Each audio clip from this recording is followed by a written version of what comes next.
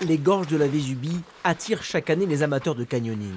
Avant le rush de l'été, les hommes de la CRS Montagne viennent explorer l'état des vasques, un entraînement indispensable dans un contexte de sécheresse. Le niveau d'eau a baissé et ça fait ressortir un peu les mousses et les lichens. Et quand une personne vient remouiller un peu cet aspect-là, c'est complètement glissant, ça devient toboggan. Et là, ça accentue le risque de chute des personnes. Dans ce canyon réputé, les filets d'eau et les flaques ont remplacé les cascades. De nouveaux paramètres à prendre en compte pour ces secouristes. On aura moins d'eau dans les canyons, donc des fois, ça a des personnes qui peuvent se retrouver dans des endroits avec des vasques un peu croupis ou avec un manque d'eau. Après, on n'a pas du coup les dangers liés au mouvement d'eau, au siphon. Ce jour-là, un exercice grandeur nature est organisé. À la demande des CRS, l'hélicoptère de la sécurité civile est mobilisé. Car depuis l'été dernier, la sécheresse a accentué les risques d'intervention des moyens aériens.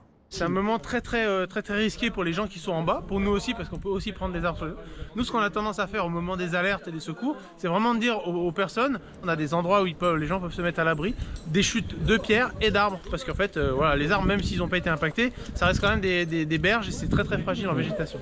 Doucement. Pour s'entraîner, pas de mannequin dans le brancard, mais un de leurs collègues. Chaque manœuvre est délicate, particulièrement cette falaise abrupte de 60 mètres qui a, elle aussi, subi les effets du manque d'eau. On peut voir là sur ces roches plus claires, c'est des chutes de pierre récentes. Et cette chute de pierre, là, elle est tombée juste au pied du rappel du canyon.